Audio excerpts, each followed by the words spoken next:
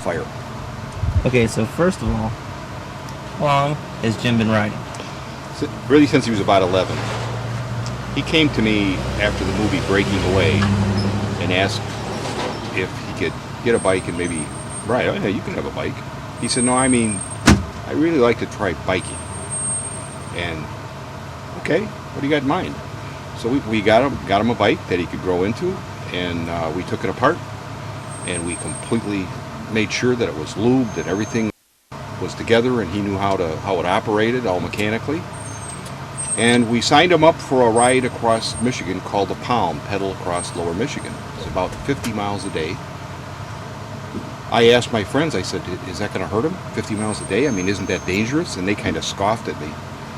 And I'm sitting here in Yates Center, Kansas, 1,700 miles in 5 days.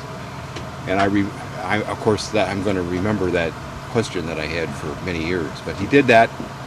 And then we started doing it as a family. We did that a couple years with my dad, who was in his mid-60s at the time, and my mom crewing, had a little motorhome.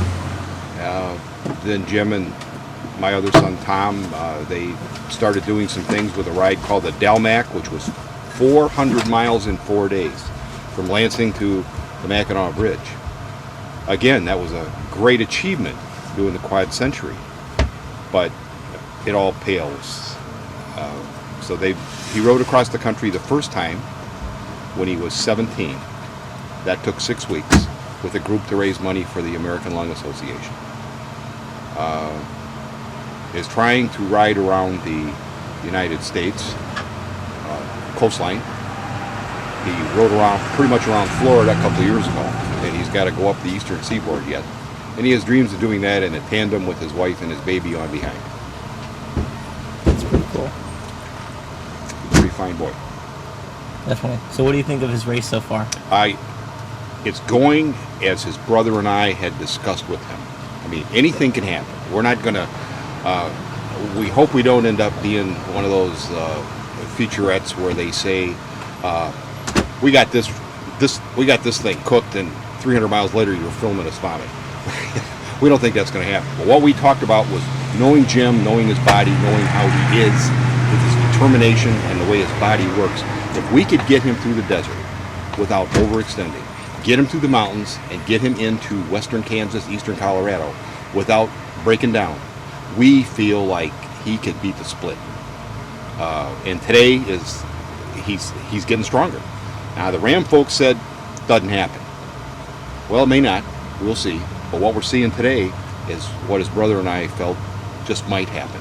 And if we can keep it up, we're in business. Yeah. So you don't think he's crazy for doing RAAM? No, I recognize his need for a challenge.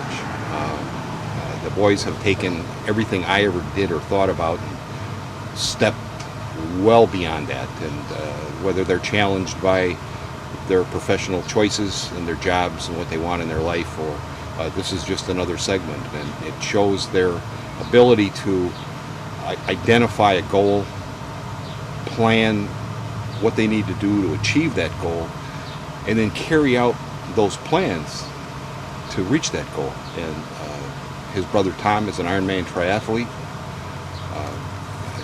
That takes planning. It takes commitment over a period of years to reach that level. And to reach the level of RAAM, obviously, takes a commitment of years. Just a commitment to sit on a post bicycle seat for 200, 300 hours almost continually.